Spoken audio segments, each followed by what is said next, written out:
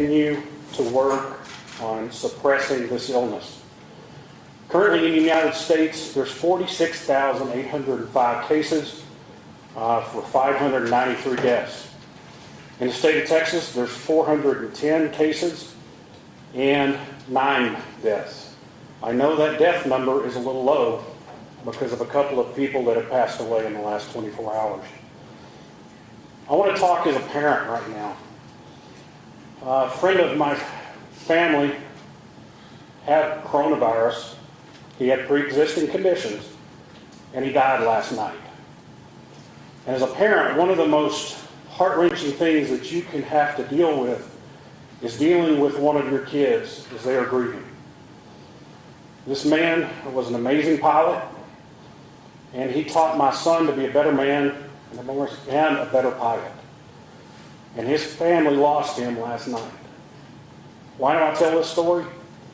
Because to the citizens of Odessa and Ector County, this is serious. I know you look around and you get scared because of everything you hear on the national media. The death rate is very low on this, 2% to 2.5% tops. But we have to stop the spread. Things that we have been preaching, and we are going to continue to say. 1, social distance. Do not get within 6 feet of anybody. If you do, you become into that zone where you can catch the coronavirus. Another is wash your hands. If you touch your face, if you touch a handrail somewhere, if you touch the cart in the grocery store and you didn't clean it with one of the sanitizing cloths, you need to wash your hands. If you touch anything, do not touch your face, your mouth, your nose, your eyes, because the virus can get in that way. If you are sick, or you have a family member that is sick, what you need to do is quarantine the entire family. I know as a father, when your kids get sick, you always ask them, well, do you want popsicles? Do you want ice cream? We can't do that this time. Because if you leave that house, you can be a carrier for the coronavirus. You need to stay home, wait 14 days until everyone's healthy, and then go out. Your community leaders are working diligently behind the scenes to make sure we have enough supplies and that we are ready to go. You are going to see some things such as City Hall is closed to visitors. Why is that? We have to supply critical infrastructure, which means sewer and water. I just want to conclude by saying thank you for what you're doing and continue to be vigilant in the fact that you're washing your hands, for social distancing, and most importantly, if you get sick, stay home. Now, Brandy with the health department will come up.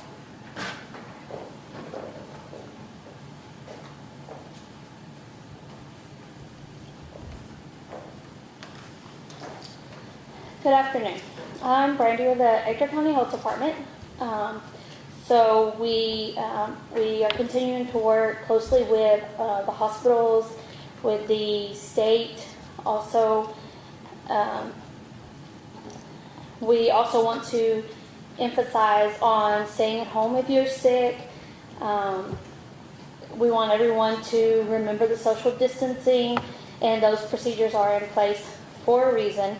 So we want to emphasize to everyone that it's very important at this time that our community follows those rules and helps protect everyone. I also know that we've got several questions wanting to know how many people are being tested. So as of yesterday afternoon, we currently had 35 people that the health department is aware of that has been tested in Ector County. We have 14 tests that have came back negative, and we have 21 pending cases that we are waiting results for. Now, I do want to stress that these numbers that we have may vary because there are private labs, and if physicians in the private labs are doing testing, they are to report the results to us only. So we may not exactly know what is pending at this time. So those numbers can be above, they can be different depending on how many providers are doing private testing. So that's the information that I have for y'all today. I'm going to turn it over to Dr. Saravan with the ORMC.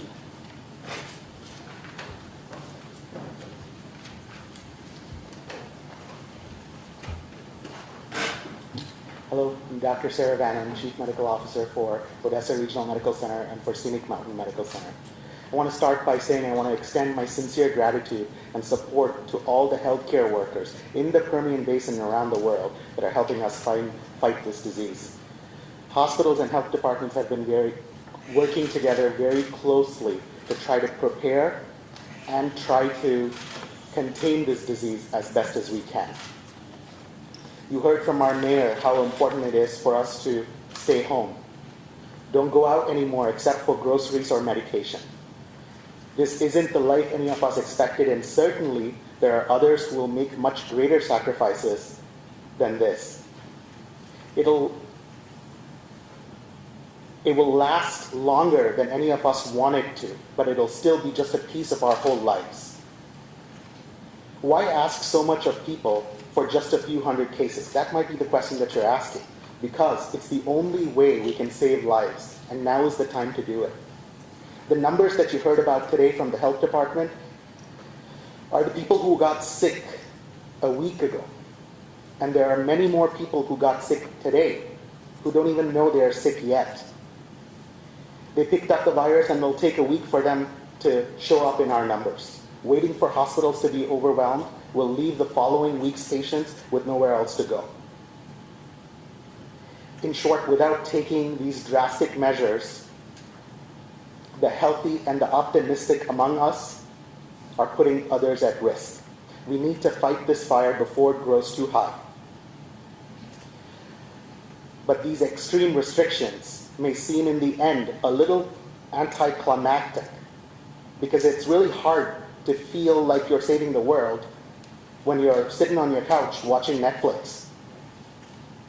But if we do this right, nothing happens.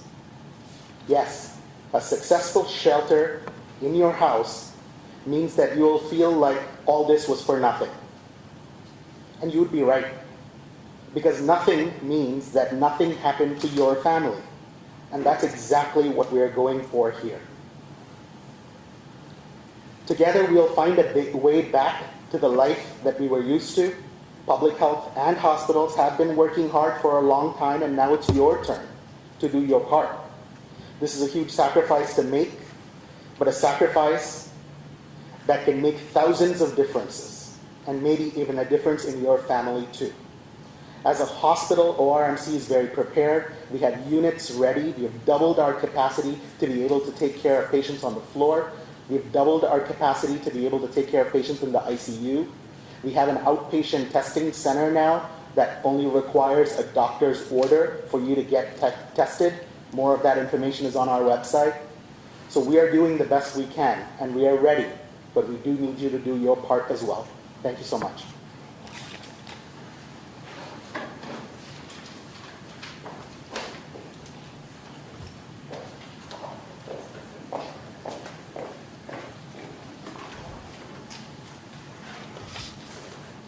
Good afternoon. My name is Russell Tippin. I am the President and CEO of Medical Center, and I have with me Kristen. Y'all all know her. She's our Chief Nursing Officer. And we want to thank you for your time today. We have some things we'd like to discuss just about Medical Center and what we have going on and some changes we have coming up. And just to give out some good information, but would like to echo what you've heard so far, that the stay-at-home approach is the best approach. The wash your hands is the best approach. We're all going through this together. This is something that we have never, most of us, experienced in our lifetime. Hopefully we won't experience that again. But to work together as a community, as all the entities together, I think that is very important. And of course, I wouldn't be doing my part if I didn't get up here and encourage you to pray for your neighbors, to pray for your police, your fire, your doctors, your nurses, your housekeepers, but you just find time to be with your family and to offer up those prayers, because we all have to take care of each other. And I think that that starts with prayer in our homes and our jobs, and that we just remember who controls the future. I want to talk a little bit about Medical Center, our surge preparedness. We have geared up and we're ready for the initial wave, the initial surge of folks searching for help and for testing. We have built some very strong regional relationships. We've been in contact with our friends in Rankin and Crane and over in Pecos and Fort Stockton. We have those relationships in place where we can work with those groups and those hospitals to provide health care in tandem with those folks in our region. Our staff is ready, just like the ORMC staff. I'm sure they're geared up, they're ready. We have measures in place. When these people come in, our staff is trained, our masks are ready, our gowns are ready, and that staff, they are primed and ready to take care of you, your family, and your neighbors. We have a few visitation changes I'd like to cover quickly. Medical Center is going to restrict entrance down to 3. We're going to use 3 entrances only. And let me give you those. That's going to be our emergency department, our Center for Women and Infants, and the main registration area. We feel like we need to tighten that down a little bit just to control the traffic in there. ED is going to be for ER patients only. Of course, the CWI, or that's the Women and Infants, is for OB patients only, and the main registration is all for the other patients. But if you'll please work with us in that, be patient. We'll get you directed in the same spot where you need to go, and we'll get you taken care of. Our screening is also going to start including temperature checks at these points when you come in. We got our thermometers ready to go, the laser thermometers, so you will see that as you come in, so be prepared for that. One of the biggest changes we have is visitors into our hospital. Right now, we still have some allowing visitors on a limited basis. We're going to clamp that down as well to protect these individuals in our hospital. So we have specific groups only that are going to receive what we are calling a wristband that we're going to give you to wear, and that is only for a certain group of people, and that is going to be patients like pediatric patients, OB patients for delivery, to have a +1 there, our non-communication patients, and our end-of-life patient families. We're going to have only one visitor with a wristband from now on. So you'll see those when we come in. When they register, we'll be able to get that person's name, get their wristband put on them. But we have got to tighten that down just to protect those in our care and just to make sure that we're providing the best, safest environment to our patients with this wristband setup. I want to encourage the use of phones and video chat, FaceTime, Zoom, all those media platforms out there where you can have these conversations with your loved ones or your doctors via these media platforms. We want to encourage that. We're working on that for doctor visits and all sorts of patient communication, so be on the lookout for that. But we want to encourage that as you stay at home and you protect yourself. I want to turn it over to Kristen to say a few things, and then I'll wrap it up after that. Kristen. Thank you. Good afternoon. I just wanted to go over a couple of access point issues. I know a lot of testing and screening questions have come up. Currently, we have opened up our urgent care facilities. So we have 5 of those, and we have that one testing site. So all of the screening and things that you're seeing going on now, you have more places to go in order for that to happen, so that if you're not able to get into your primary care physician's office, you have other points of entry. And we'll be honoring those co-pays as well as a service to you as the community goes. Along with our urgent care screenings, we've opened up a call number. That is 432-640-2747. And that number is for anyone that has a question, so that you don't have to get out and go to the doctor. Just give us a phone call. We have nurses manning that, and then we can answer any questions, see if you qualify to have further screening and possibly testing, so that we get you to the right place and you're not just wandering around the community trying to find a resource. We also have those different screenings in place for you. We're following the CDC guidelines. We're going to ask you about travel, known exposure, possible exposure, any of those symptoms that you've been having. Our physicians are being very diligent in who they test, when they test them, and how quickly we get those tests back. If there's any questions about the resources and how quickly you can get screened or where to get screened, I would encourage you to look on the Medical Center social media as well as our webpage. We have all of those links in the direction to you so that you know before you leave your home with your loved ones or yourself where to go and who to contact. Finally, just to wrap things up, I wouldn't be giving thanks where thanks is due if I did not send a very large thank you out to the ladies and gentlemen who have contacted us about making these masks, our surgical masks. That has been a true blessing for us, for our providers at Medical Center, really for all over the nation. This thing has taken off. But the church groups, the Dr. Armstrong and her group, the Facebook groups, everybody that has reached out to us willing to make these masks. Some people are being very creative with these, and we appreciate that because we're going to need them. So if you're thinking about making them, we need them. If you want to find out how to make those, look on our social media. We've got it posted. There's groups all over social media telling you what the pattern is, how to make those. Thank you, thank you, thank you very much to all those ladies and gentlemen that are working on that at night at home for making those and providing that safety for our healthcare providers. We thank you for that. That's what America, the United States, is set on. That's what Texas is about, is that we take care of each other. And these people sewing these masks at night at home, we really appreciate that. So thank you very much.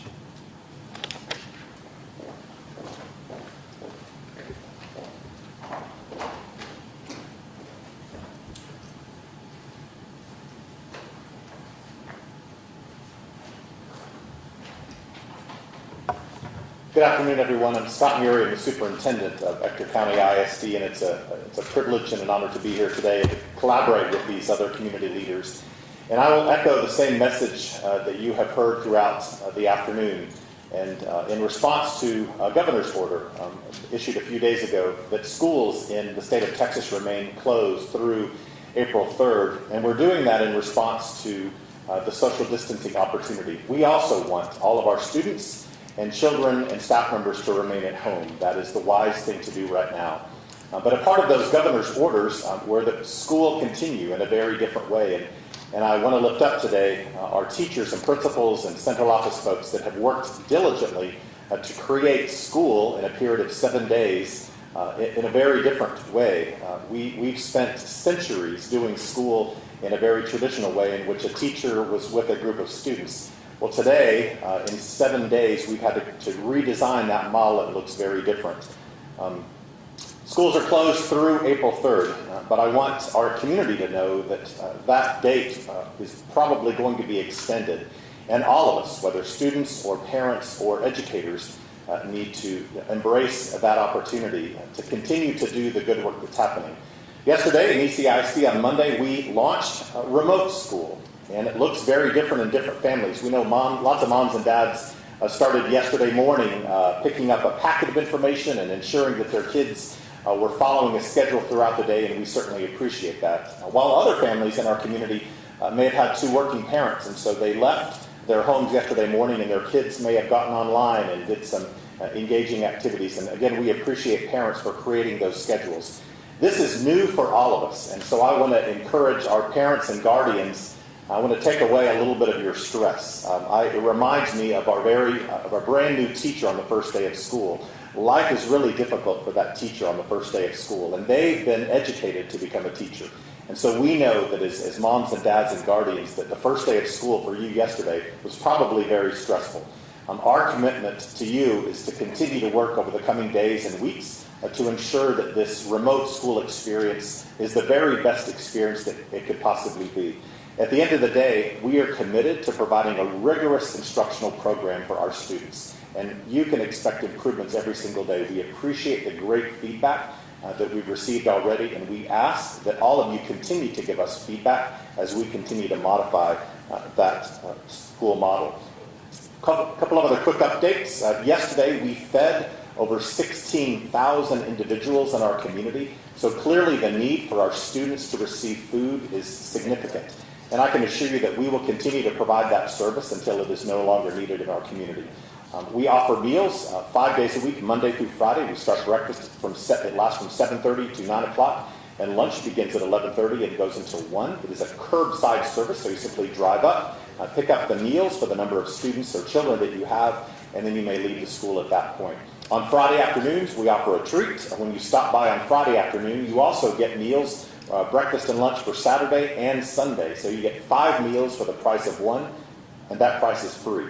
So we appreciate the federal government for giving us that opportunity to provide those meals for kids. But that service will continue until further notice. And the last thing that I want to announce today, starting Wednesday, tomorrow morning, from 7 a.m. to 9 p.m., we will provide counseling services for all of our families that may need to be in contact with a counselor. The current environment today has certainly created a lot of stress in our community, and we want to be responsive to the needs of our students and responsive to the needs of our family. You'll find information about that on our website, but again, starting tomorrow morning from 7 a.m. to 9 p.m. every single day, we will provide opportunities for our students and families to have access to the counselors in ECISD.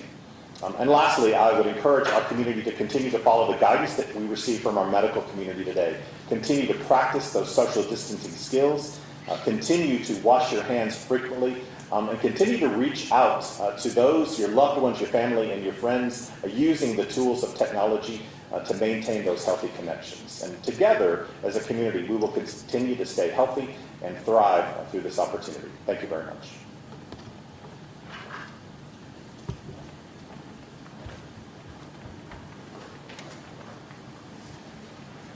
I'm Sandy Woodley, President of University of Texas Permian Basin.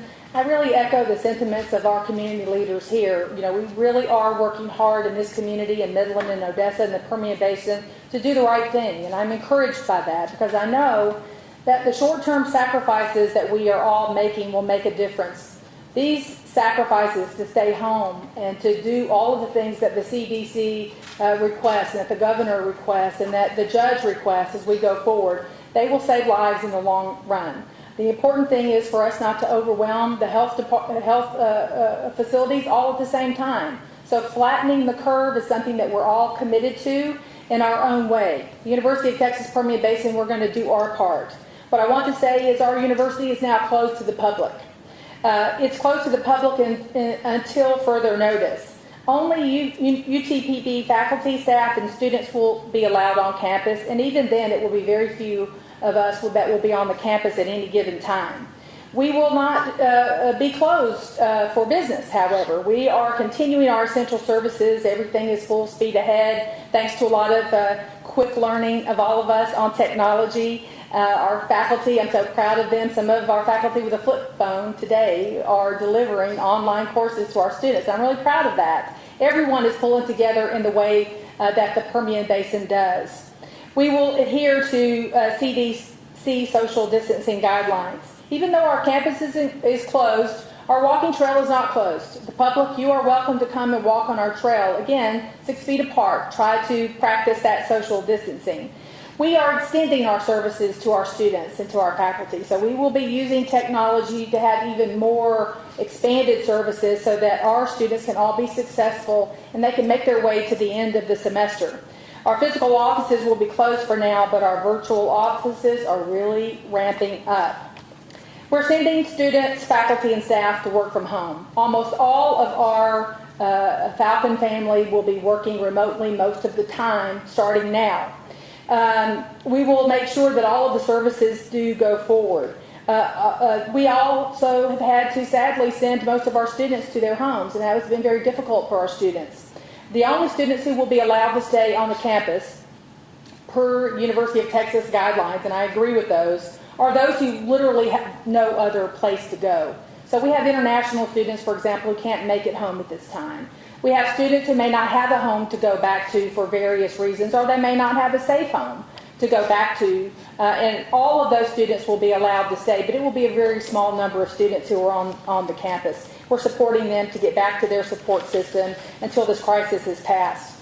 We want you to know that, summer and fall are going to go forward. For those seniors out there in high school who are worried about not being able to take SAT tests or challenges with getting official transcripts, we are going to make accommodations to make sure that you have no barrier in your pathway to continuing your academic progress. That is our job, and we're committed to it. We're really proud of the Falcon family and how everyone has come together, and I personally am really proud of the Permian Basin and the family that's here. We're all pulling together. Stay with it. Keep at it. It will make a difference.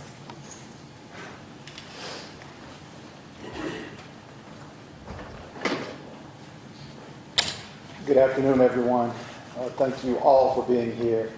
We are in this together, and I want to begin with the end in mind, actually, as the mayor has advised me to be brief. So, Mr. Mayor, I will honor that, and I will begin by thanking you all for what you're doing for us. Again, we're in this together. I'd like to thank all of those community leaders, our national leaders, statewide leaders. People are doing the best they can to help us to be the best we can as we fight our way through this struggle, through this crisis. In addition to that, I would be remiss if I didn't thank our medical professionals and all of those frontline people who are fighting the good fight, who are standing in the breach, many of them putting themselves in harm's way for us.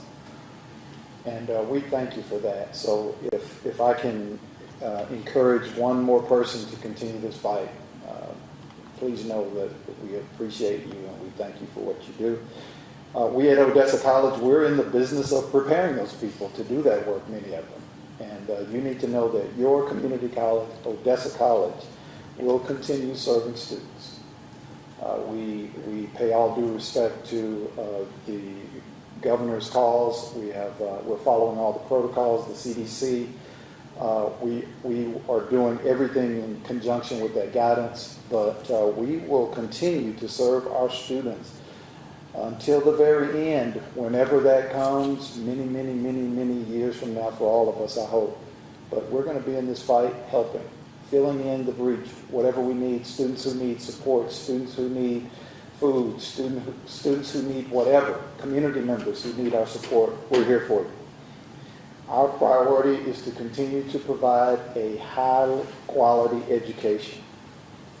That is needed not only today, but the future of this community needs all of we educational entities to provide a quality education, and we will do our part. We've moved all of our courses online with small exceptions for those lab courses where students actually need to do some physical work, but we're doing that in small groups and under CDC guidelines and guidance. We will continue to offer services to our students. We know that they need support. We know that they need counseling from time to time. We know that our students need advising. We know that our students need tutoring. So any student taking a class at Odessa College or thinking about a class at Odessa College, please know that we get it. We're adapting to this new world, and we will continue to make support available for you. Also know that Odessa College is operating under altered operations, which means that most of our employees, the vast number of our employees, are working remotely, but they are working. And we're only have essential staff on campus at this time, but all of our people are pulling the rope, and that rope is in support of this community and in support of everything that we're trying to accomplish. So again, my main message is Odessa College is here for you, and we're going to stay in this fight with you, our community. And again, we thank everyone for their work. And now I'd like to invite Judge Debbie Hayes.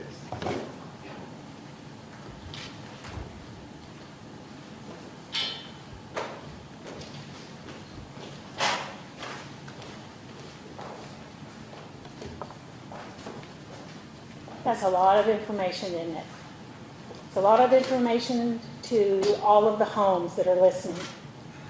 But we deeply appreciate you taking the time today to listen to our message, because our message that we are delivering is extremely important to every single one of you that is listening.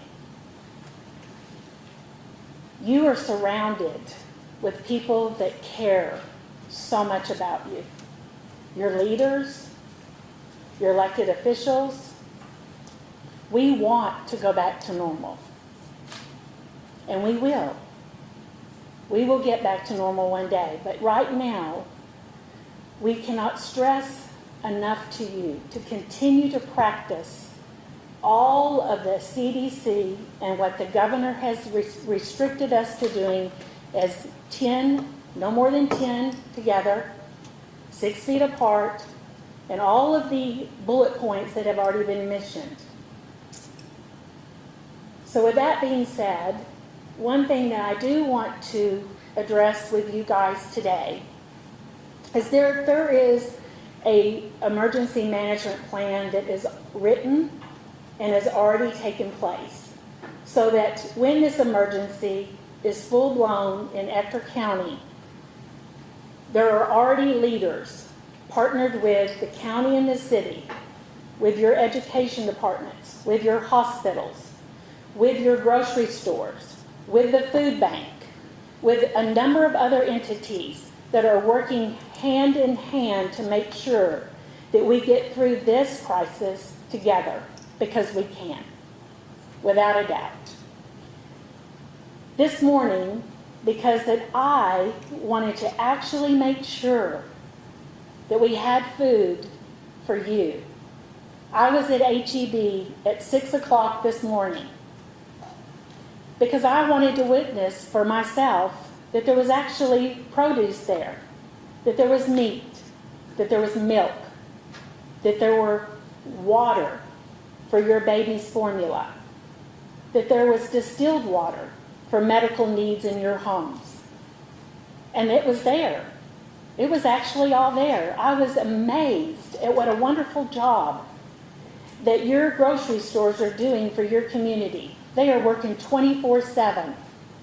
But what I would ask you to do for me and for the neighbor down the street, that could be a single mom or my mom who's 84 years old, who lives on Social Security, that only gets that one paycheck once a month. When you go to the store, think about what your needs are and only purchase what your needs are. Because there's that mom that's a single mom that has 2 kids, or my 84-year-old mom who wants to go to the store and hasn't been to the store yet, that needs to purchase her needs. You are doing an absolutely amazing job as a community. I need you to keep doing what you're doing. You're practicing what you've been asked to do. And if you continue to do this on this path, then we will conquer this virus. So I ask you to stay at home as much as possible. Only go out when you're needed.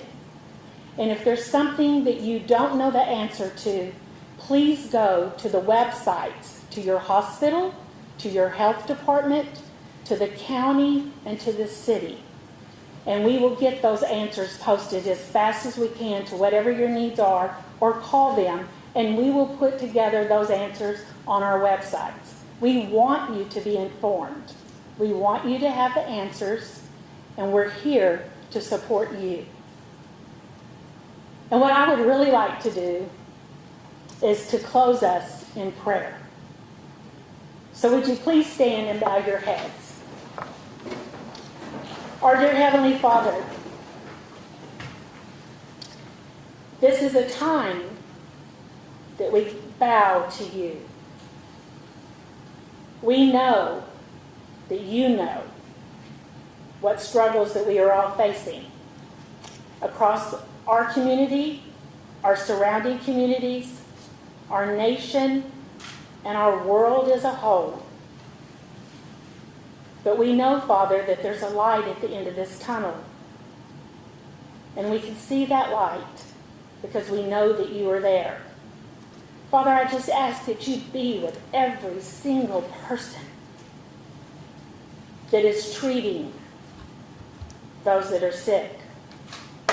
And Father, I just ask that you put a hedge of protection around each and every one of them, because we need them.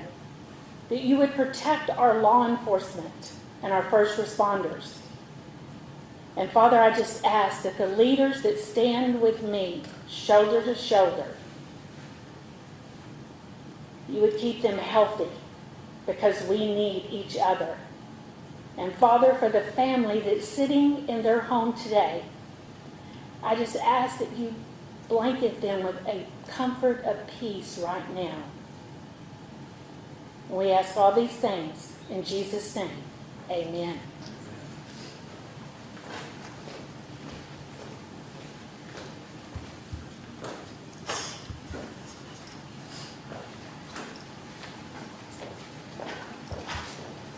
We're going to bring everybody up individually, so if you have questions for them, they'll be here in just a moment. So are there any questions for myself? Yes, sir. Mayor Turner, the individual you referred to that passed away, is that the patient at the memorial who's just announced?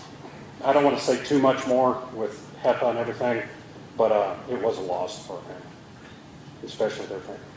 Anything else? Okay. Let me bring Brandy up.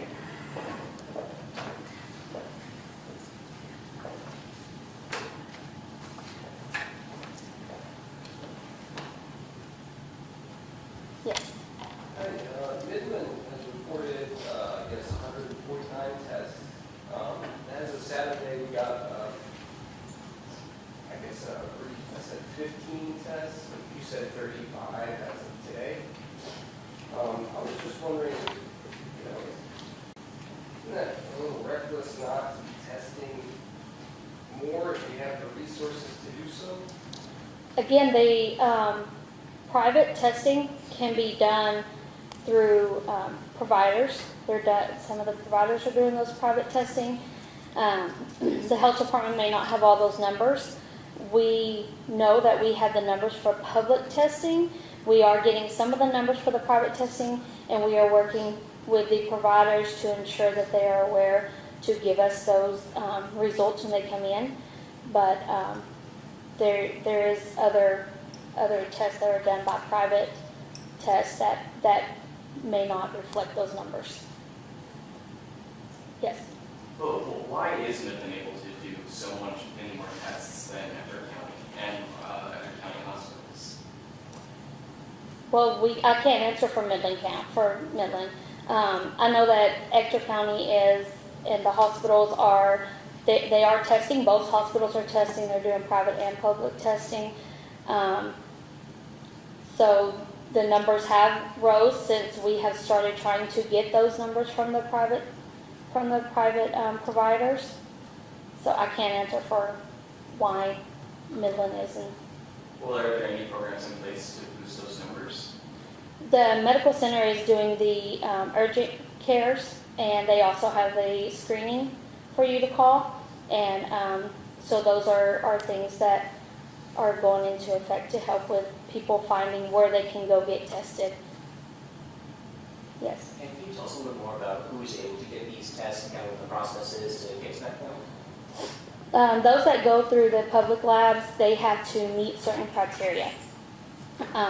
So when they go for private, they would go to the physician, and the physician would then make a determination if they are eligible to get testing through the private lab. Can you explain any more of exactly what criteria they need to meet in order to get the test in Ector County? They ask about the travel history. They also, we suggest that they do a respiratory panel, and there's other questions that they ask. Could you tell us about the state of the hospital as a whole as far as keeping on schedule and how your staff is doing? That would probably be a question that the hospital can best answer. Can we just confirm there are no current cases of COVID-19 in Ector County? There are no confirmed cases in Ector County, no. Okay. And I have one more. Is there anyone that's from outside of Ector County that's being treated in the hospital? That I don't know. How many PUIs have tests that your health department recorded so far? The PUIs are the number, the 35.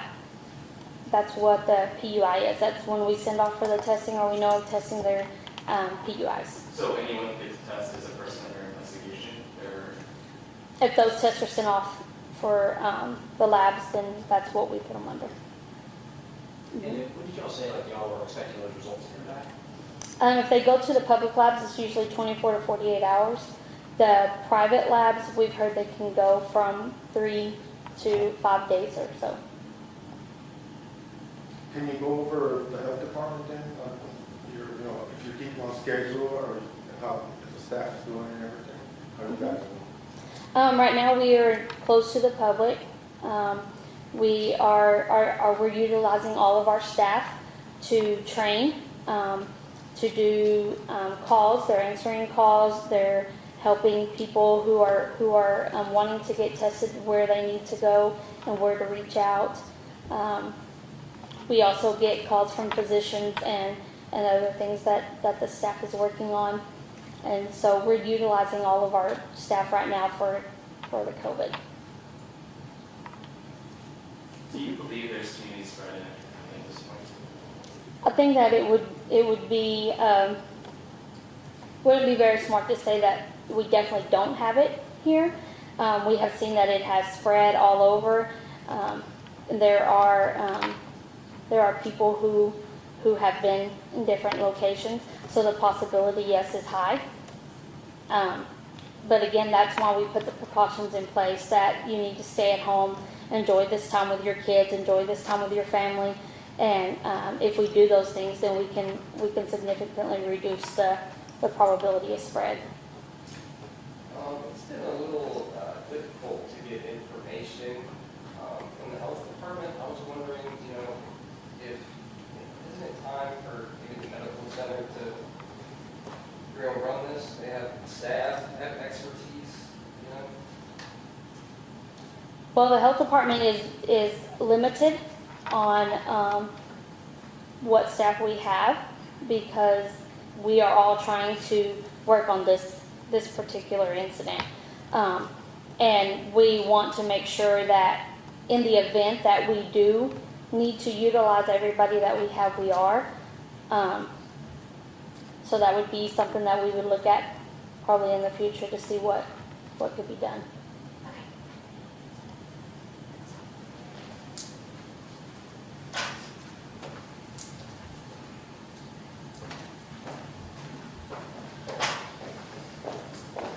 Can I just address the criteria question right before, because that maybe was not fully clear. So health department has certain criteria, and then us as a hospital, we have some separate criteria. Medical center might have some separate criteria as well. The health department's criteria is symptomatic patients, symptoms defined as fever, cough, shortness of breath, plus an exposure.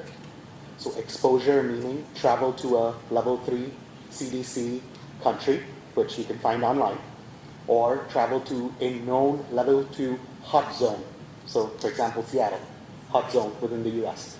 So that's the criteria, is symptom plus exposure. Not exposure to someone who's sick, exposure to someone who is confirmed COVID positive. The third criteria that the health department has is someone with severe enough symptoms to require hospitalization without exposure. So the question about PUIs, persons under investigation, it's because those people that are in our hospital, they might not have had any exposure, but they're admitted with symptoms that could be COVID. Could be many other things too, but it could be COVID, and they're admitted. So they qualify as a person under investigation. So person under investigations are tested people that are waiting for results. After that, if they come back negative, they are no longer persons under investigation, they are negative. They are whatever it is that they have. And if it's positive, then it's a COVID positive patient. I hope that helps define that. ORMC, as I told you, does have an outpatient testing center. We're open 9 a.m. to 1 p.m. 4 hours a day, 5 days a week, Monday through Friday. That started yesterday. I told you it only requires a doctor's order. The doctors are given criteria in order to place that order. Our criteria is slightly looser than that of the health department. We're sending our stuff to LabCorp. All the tests that we have sent so far, I think as of noon today, we have sent 11 tests. We've gotten none of them back yet. they are taking days to come back because the lab's probably overwhelmed with the number of specimens they are getting. We haven't sent anything to the health department lab. We've only sent it to LabCorp. But every test we're sending, we're notifying health department that we're sending those. So they have an accurate number of what's at ORMC right now. Our criteria, I guess I should talk about that. Our criteria, a little bit expanded, was the first three that you already heard about. But in addition, it will be if there are people exposed to congregations of people that were very large, that many people got sick with the same symptoms. That would be one thing that's allowed to be tested by doctors to write that order. And the last one would be if you have high-risk comorbid conditions, like if you're immunosuppressed, if you have diabetes, if you have COPD, if you have any other comorbid condition that your doctor believes makes you high risk and you're symptomatic.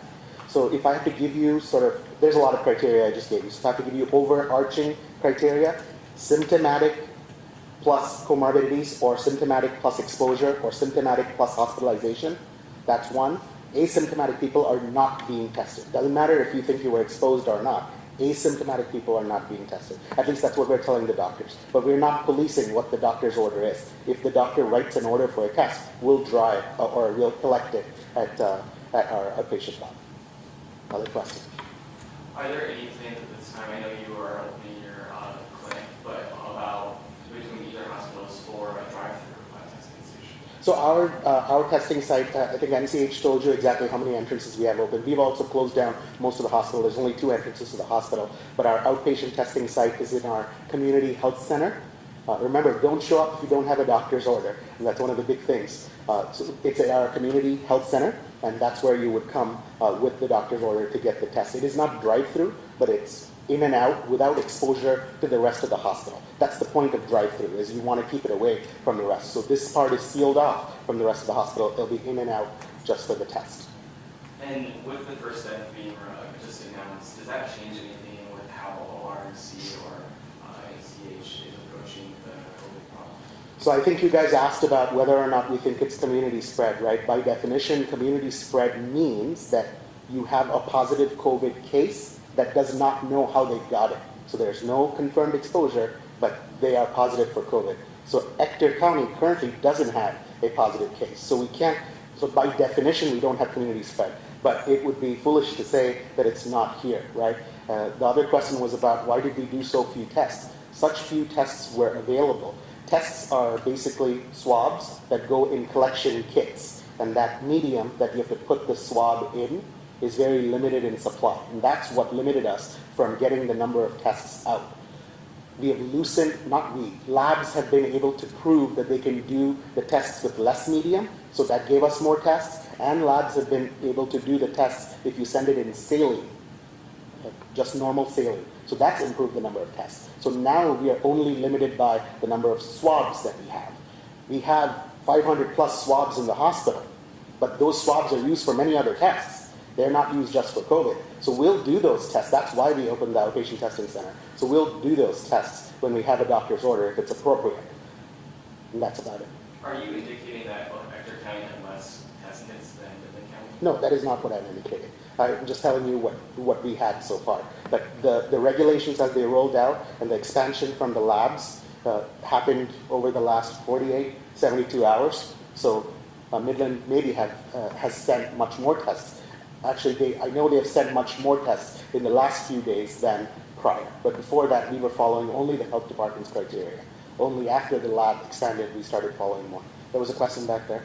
How are y'all doing on supplies? You mentioned that you have your swabs, but they're used for other things. What about masks, the personal? Yeah, that's a great question, and we're answering that question both internally and externally.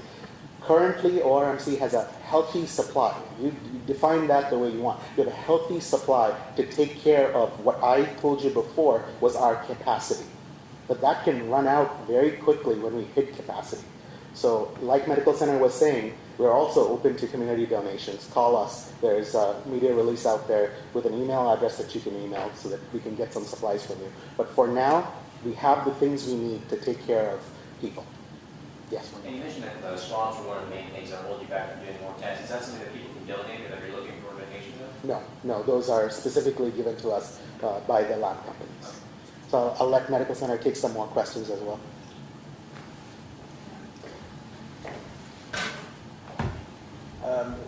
On the drive-through testing part, our strategy has been that the way we have it set up now, we feel like that we're able to reach a sufficient number of folks. One thing I want to be careful of when you say drive-through is, the drive-through is a screening process that then gets you down to who needs to be tested. So we feel with our urgent care clinics opening up, what we have going, that we're in pretty good shape right now with that. So that's our strategy today. Yes, sir? Do you think it's time to put someone else in charge of informing the public on what is actually going on? Well, I can tell you that even with our employees at Medical Center, we have discussions all the time about staying in your lane. And right now what we're trying to project and to give to our community is cooperation with our other entities. And I know that the share of information, especially in today's world, I can text something right now and it'll be spread all over. That's a good way to get communication out there. But I think our job right now and what we're trying to do at Medical Center is to stay in our lane and do what we think is best for our patients. Did I dance around that enough for you? Does that sound good? Thank you. In answer to your question on the supplies for Medical Center, we are also in a healthy position as well. But that is why we ask the communities to help us in limiting our visitation.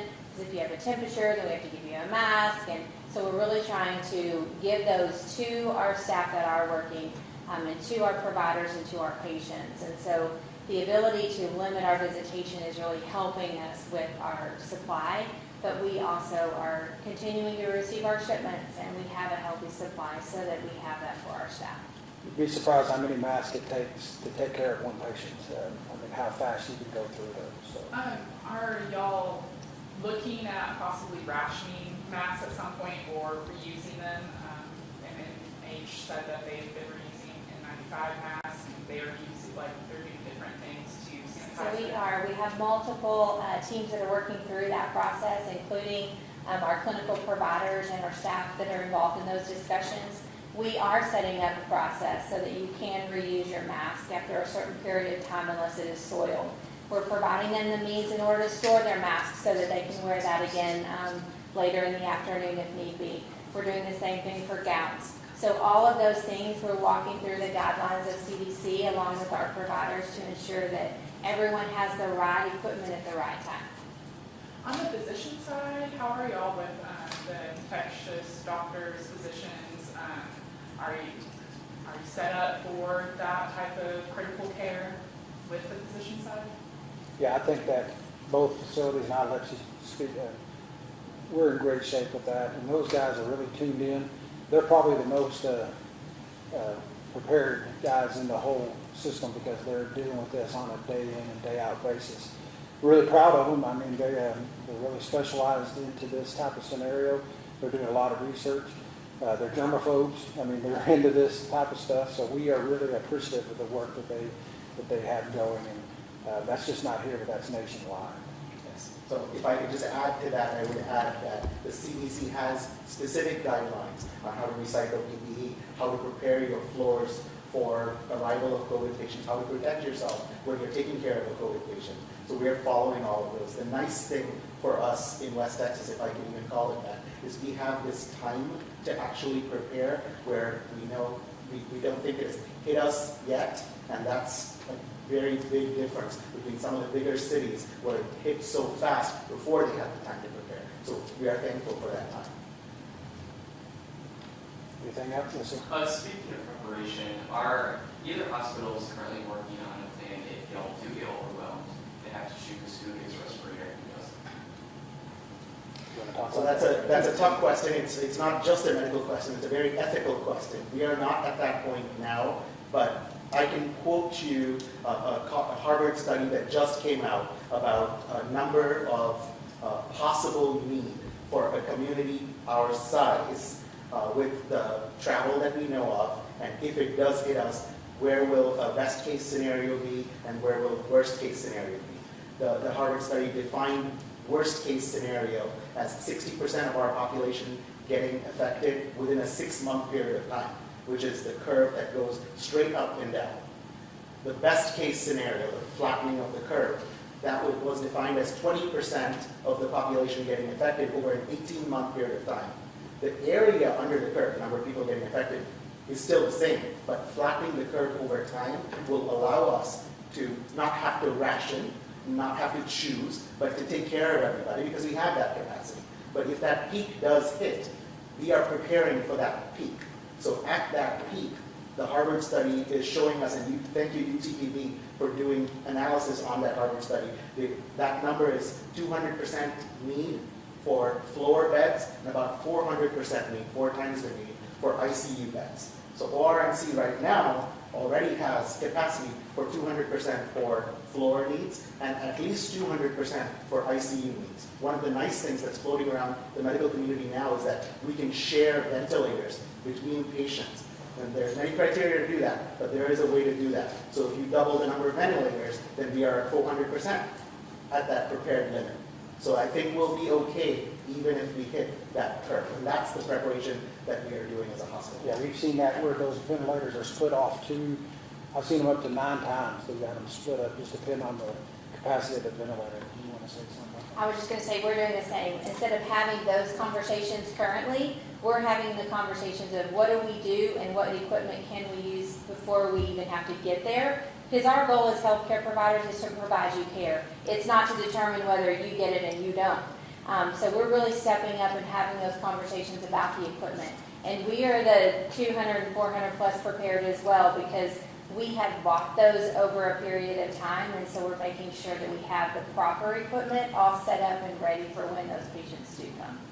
I guess my follow-up question is, triage is an important component of medical care. I guess when is the right time to start asking those hard ethical questions for when you do start, like just in case for the worst case scenario, when you start making those plans? I think you make them now. Yeah, Like, you plans have to are start already having being the made. plans now. Exactly. Plans are already being made, but we won't make those calls until the situation arises. Are y'all looking at any spaces that might work for overflow outside of your hospitals or if that time arrives?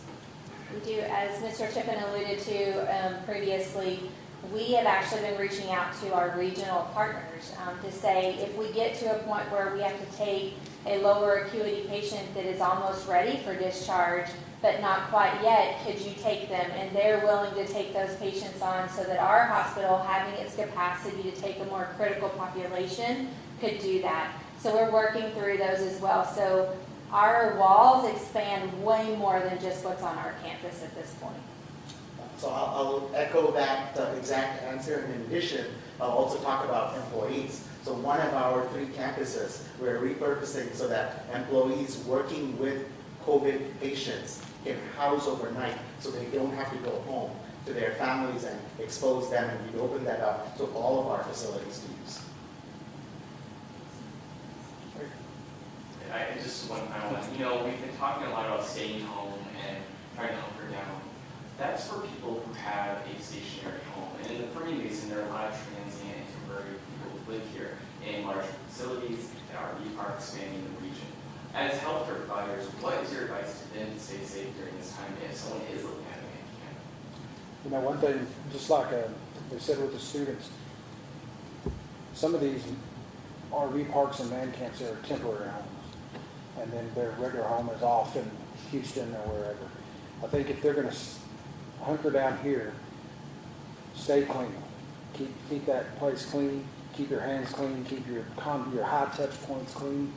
Just like any other business and any other school, any place a lot of people touch or gather is a higher risk for this to be transmitted there. So be careful with that and make sure your high touch points are cleaned very frequently. So the only thing I want to add to that is that the CDC website is probably the best source we have of how to stay protected when you are home, how to stay protected when you are in that kind of setting. I would answer your question with just the 6-foot distance. That's the best thing we can explain to these people. But the CDC website also has a lot more of how to clean different surfaces, how to wash different things, how to deal with utensils, things like that. So I encourage everybody to go to cdc.gov to get all the information they need on exactly what to do if you think you get sick, if you are sick, and how to prevent yourself from getting sick. Thank you guys. Appreciate it. Thank you. Thank you.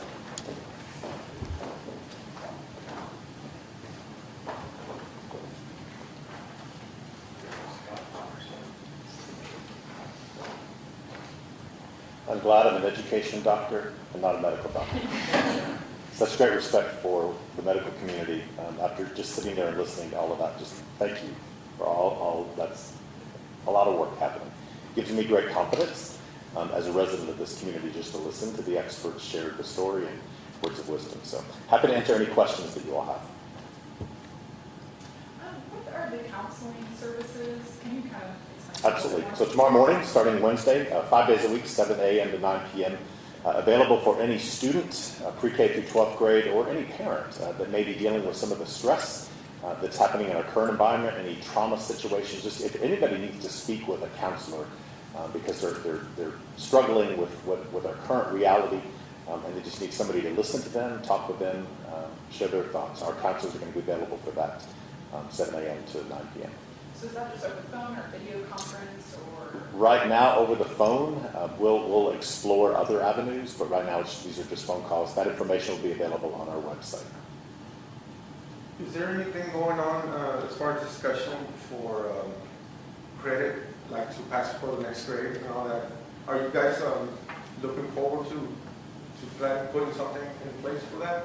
We are. So we are having conversations. In fact, every school district in Texas right now, and kind of leaning on the guidance from the Texas Education Agency to think about what transitions will look like. You know, assuming that we are potentially not going to return to school this particular year, how will we make decisions about students moving from the grade that they're in now to the next grade? The same thing with our seniors. We want to make sure that our seniors graduate from high school. And so we're having those conversations. That's why it is so important that all of our kids are actively engaged in the remote school that we're offering now, because that body of work will impact those decisions that we will make in the future.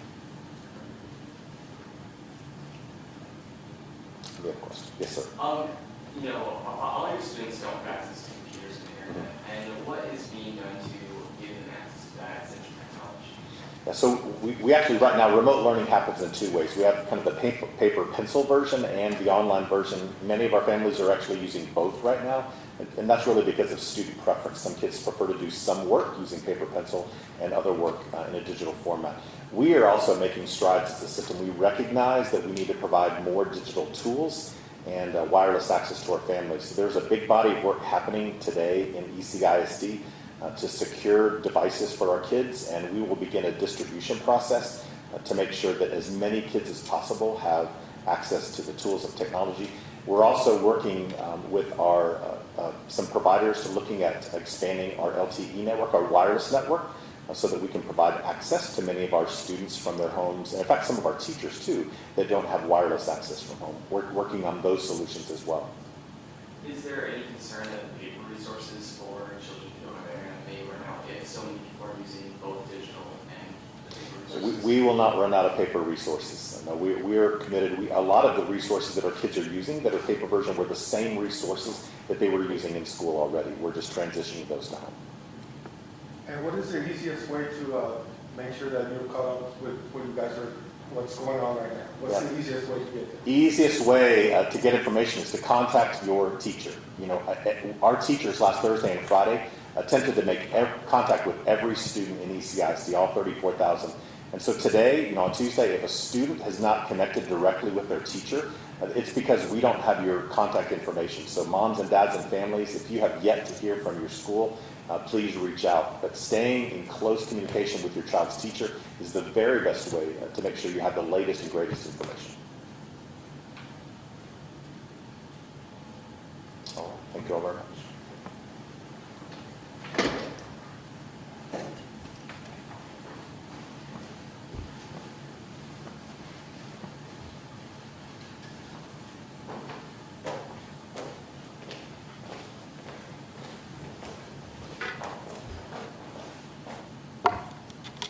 Questions? You mentioned earlier about like an emergency management plan that you guys are kind of ready, but you know, you have to, in action case like things get more dire. Can you tell us a little bit about what's in that plan? Well, let me tell you the first part of the plan. The emergency management plan has actually already been meeting. It is in partnership with the city. The first thing that we are going to do in the process of this was determining what players, what leaders the city had, what leaders the county had, hospitals, education, could come together, sit at the table, and be able to have conversations on what needs are, what our community needs are, but what also those individual taxing entity needs are as well.